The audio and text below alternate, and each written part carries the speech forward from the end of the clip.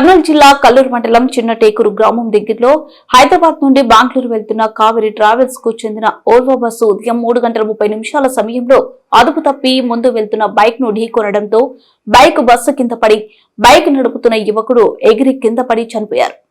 Driver వెంటనే బస్సును ఆపకుండా మరింత వేగంతో ముందుకు వెళ్లడంతో బస్సు కింద పడ్డ బైక్ ట్యాంకు పగిలి పెట్రోల్ కింద పడడం, బైక్ రాసుకొని లేచిన మంటకు మొత్తం అంటుకునే క్షణకాలంలో మంటలు బస్సు మొత్తంగా వ్యాపించి ప్రయాణికుల్ని ఉక్కిరిబిక్కిరి చేశాయి.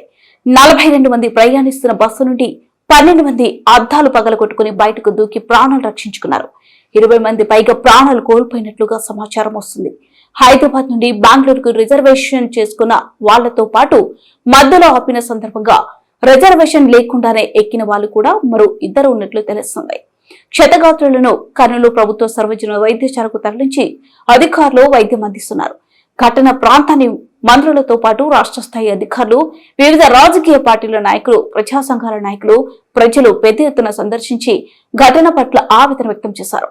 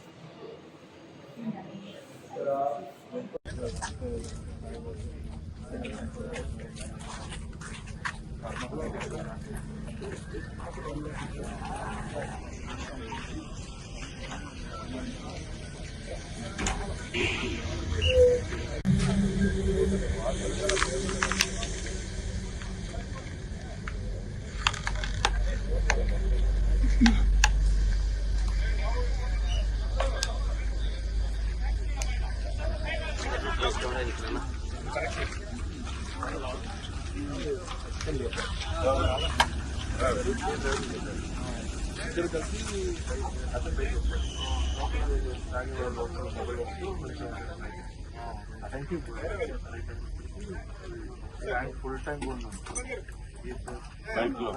बाइक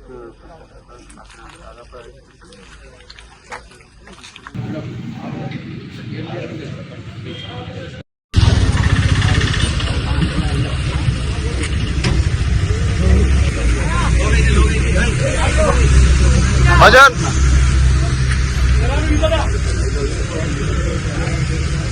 ఎమర్జెన్సీ డోర్ నుంచి పెట్టుకోవచ్చు. వెనకాల మనకి మెయిన్ విండో ఉంటుంది కదా, బ్యాక్ సైడ్ విండో, అది ఒక ఆయన పగలు కొట్టాడు. దాని నుంచి కొంతమంది ఎమర్జెన్సీ విండో నుంచి ఒక 5 మెంబర్స్ అట్లా వస్తారు. 42 మేము వేసుకున్న ఫోన్ 42. హైదరాబాద్ నుండి వస్తున్నాం అన్న. హైదరాబాద్ నుంచి వచ్చేటప్పుడు మాకు తెలిసిన ఇన్ఫర్మేషన్ ఏంటి అంటే బస్ కిందకి ఒక బైక్ వెళ్ళింది. ఇంకోటి ఏంటంటే అక్కడ ఒక బాడీ ఉంది ఆల్రెడీ. అది ఉందో లేదో తీసేసారో మాకు ఐడియా లేదు, కానీ మేము బయటకు వచ్చినాక మాకు ఒక బాడీ కనిపించింది. ఇక్కడ ఇదంతా కట్ అయిపోయి ఉంది. బస్ కిందేమో బైక్ ఉంది. సో బైక్ స్పార్క్స్ వల్ల ఇంజన్ ఫైర్ అంటుకుంది. దానివల్ల ఇంకా మొత్తం స్పాట్ లో మంటలు వచ్చేసి మాకు టైం లేదు. ఎస్కేప్